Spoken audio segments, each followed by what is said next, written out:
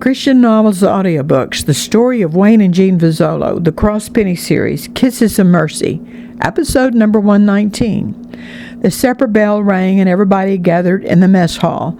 The homecomers were glad to be back on the property of Vozzolo Produce, and the kitchen crew was well prepared for all.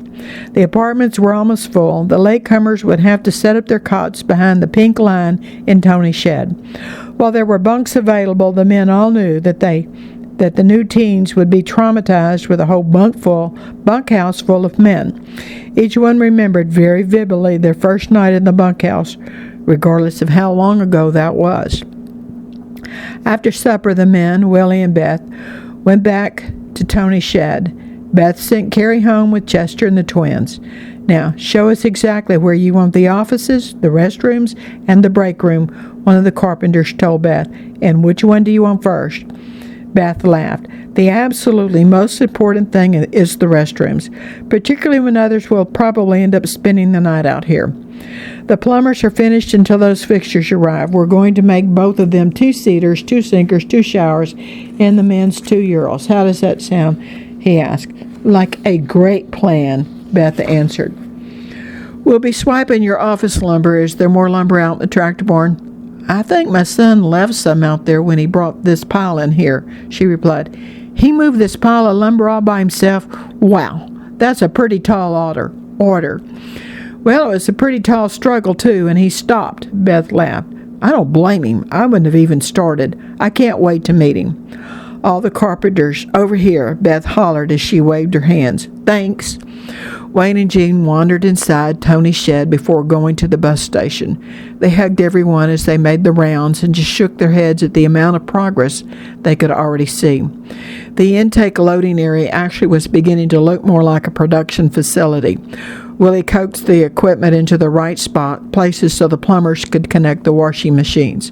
The plumbers were busy running pipes, setting up drains, and installing hot water heaters from their fully loaded supply trucks. Another plumber would come tomorrow with the bathroom fixtures. The electricians were able to uncover the elusive giant fans. Some of the electricians were mounting them and wiring them into the ceiling. Others were running the wires for the switches. "Sweetheart, it looks like Tony's shed is going to be a lot cooler tomorrow," Jean told Wayne as they left, holding hands for their nightly bus station rendezvous. Tuesday morning, Mark was up early reading and learning 1 Corinthians 13. His sheets and towels were already in the washing machine. "Lord, thank you for this prophet's chamber. Whoever planned it really knew the things that are important to someone traveling in the ministry, maybe with little means. Lord, thank you for that example over in 2 Kings. He turned in his Bible and read the account of the original prophet chamber. I am so grateful that you have given Gwen and me a second chance, and you know I miss my best friend Rusty. I thank you for his faithfulness.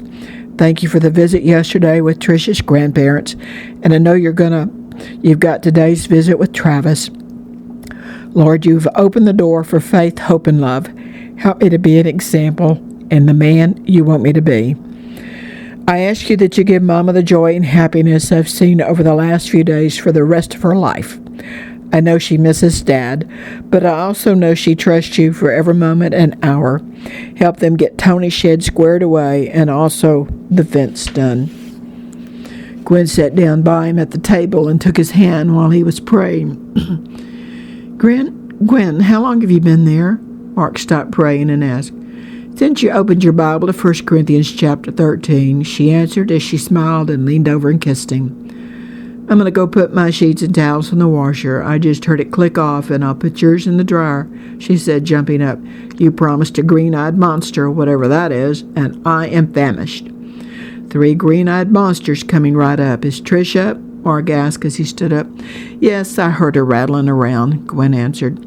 Mark not only made breakfast, he also fixed sandwiches from the leftover meatballs and put them in plastic sandwich bags. Just as they got to the nursing home, Gwen reached into her bag and pulled out a $10 bill. "Trish, this is some of the money that was in the box for Faith, Hope, and Love. This will pay for your lunch. You need to pay for it in the office when you first walk in." Gwen handed her the money. "Nope."